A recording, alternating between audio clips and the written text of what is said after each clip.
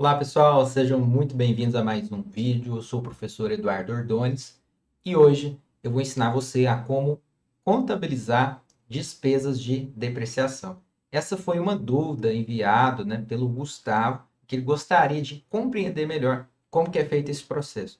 E eu vou te mostrar o passo a passo de como você pode fazer tanto o entendimento dos lançamentos das contas de movimentação contábeis, débito e crédito, assim como a confecção do relatório. Logicamente que aqui a gente está fazendo o exemplo da movimentação contábil de depreciação avulsa. Ou seja, a gente está desprezando sinais como, por exemplo, saldos de caixa, saldos de passivo e toda a movimentação que acontece numa empresa. Então aqui a gente vai fazer apenas a contabilização da depreciação. Tudo bem? Então vamos lá. Primeiro ponto que a gente tem que desenvolver, assim como, por exemplo, nós falamos lá na aula de contabilização de empréstimos, se você não viu, vou deixar aqui na descrição e também o card acima, né? É a nossa tabela com as informações base do que a gente precisa.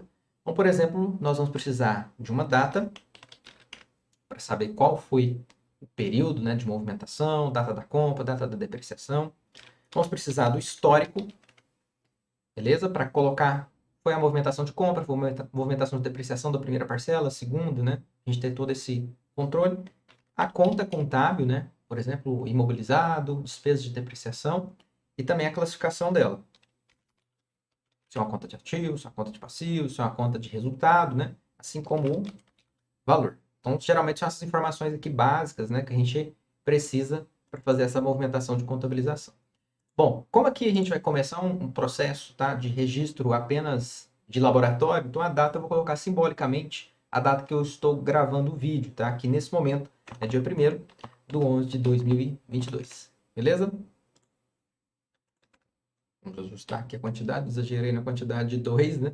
Então, 1º de 11 de 2022. Qual é a história? Por exemplo, antes de você depreciar alguma coisa, você tem que ter um imobilizado. Então, eu vou partir do princípio que eu estou comprando um bem. Tá? Então, compra de um bem. Beleza. E qual conta que eu vou colocar aqui? Lógico que eu não especifiquei. Cada bem, ele tem um nível de depreciação. Alguns equipamentos depreciam em 5, outros em 10. Você pode comprar esse bem automaticamente que não é novo, às vezes já usado. Então, cada um tem a sua regra. Mas o princípio contábil de depreciação vai ser o mesmo. Beleza? Então, aqui a conta que eu vou contabilizar vai ser ativo não circulante.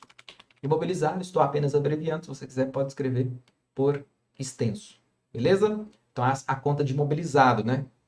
Então, vamos aqui, só troquei as informações, classificação, imobilizado.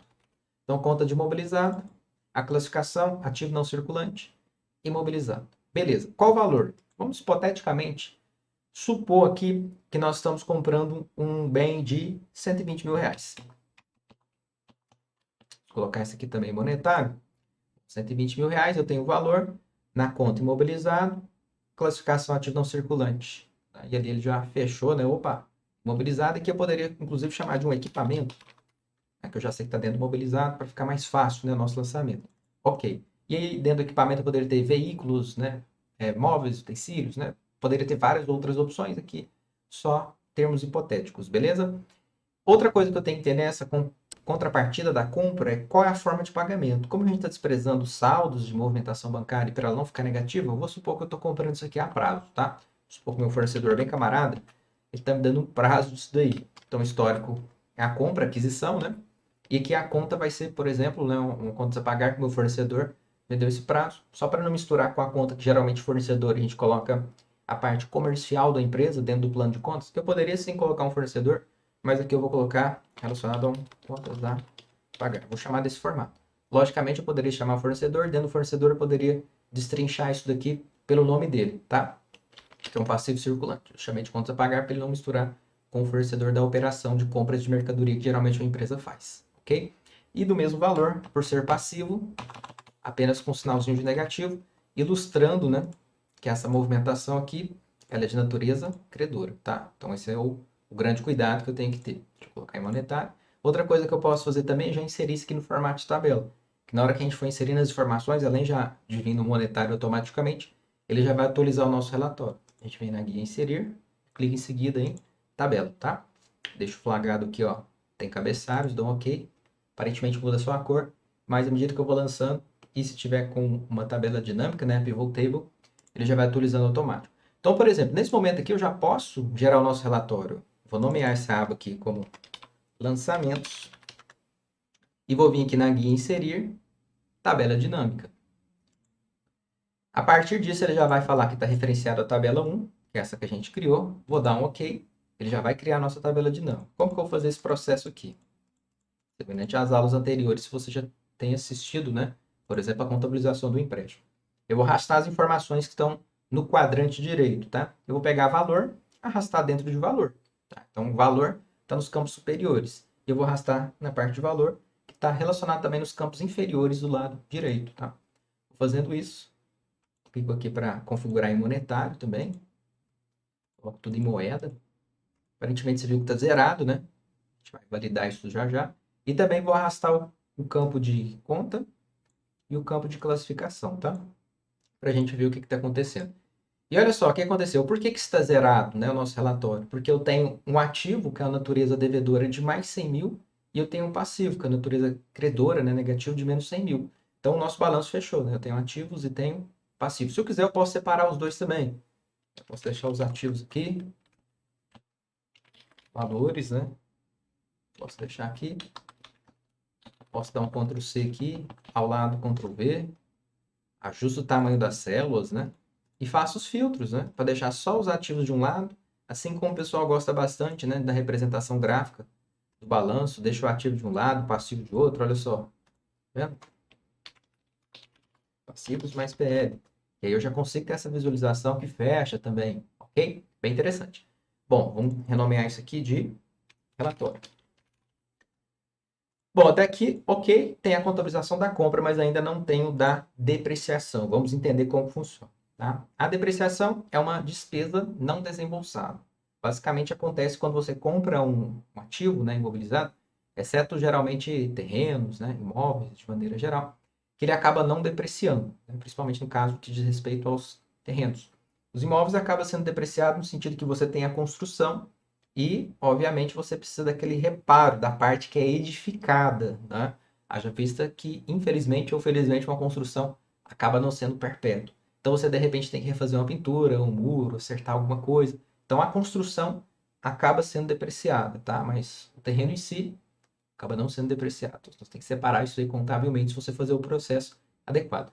Partindo desse princípio que a gente comprou um bem, nesse caso um equipamento, poderia ser uma máquina, um utensílio, nós vamos aqui considerar uma depreciação, tá? A título de exemplo, de 10 anos, que é a mesma coisa que falar que vai ser depreciada, por exemplo, 10%.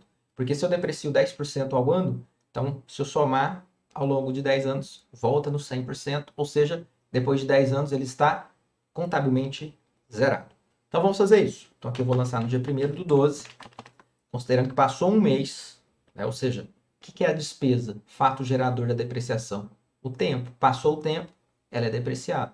Então, no mês de novembro, né, não vai ter depreciação, você tem a compra. A partir do mês de dezembro, né, que você começou a usar o bem, né, passou-se um mês, aí já você começa a registrar aquela despesa da depreciação. Beleza? Então, vamos registrar aqui o histórico, né? Depreciação. E vamos colocar aqui as contas. A gente vai ter uma conta de despesa, que é uma conta de resultado, e a gente vai ter uma conta que vai ajustar os meus ativos, que é chamada de conta retificadora, que vai lá para o meu ativo. Tudo bem? Vamos lançar a primeira conta de despesa. Então, aqui é a conta de despesas de depreciação. Só para ficar bem evidenciado que é uma conta de resultado, tá? Conta de resultado ou de DRE. Inclusive, se eu quiser classificá-la corretamente, a conta de despesas relacionada à operação, tá? A atividade fim da empresa. Beleza? Por enquanto, eu vou deixar só como resultado.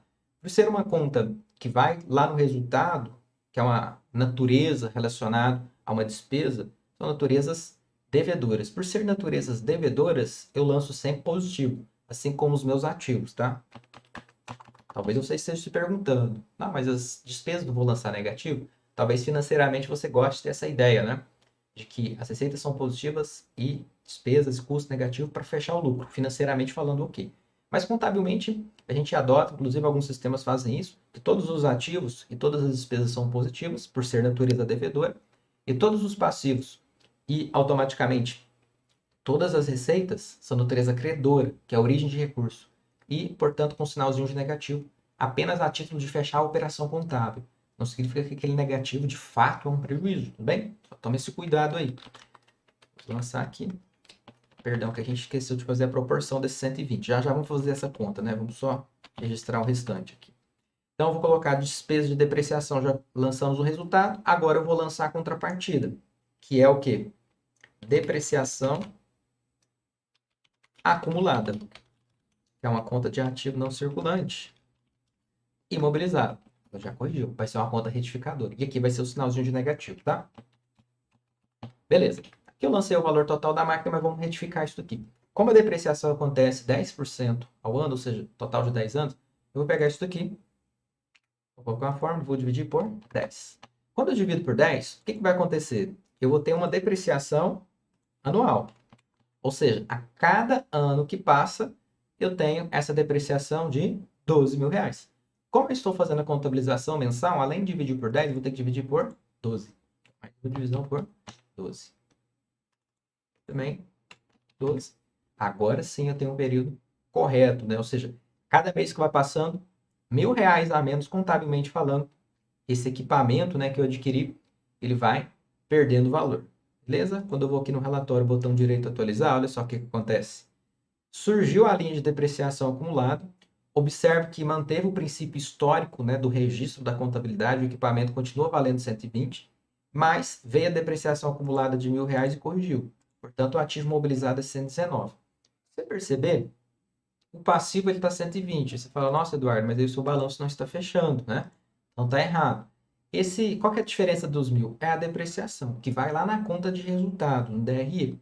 Então, essa conta de resultado, ó, vamos só replicar aqui embaixo, no nosso relatório. Viu? Essa conta de resultado que a gente lançou, como a gente considerou apenas essa informação de depreciação, tem apenas essa informação no resultado, que é na DRE. Ó.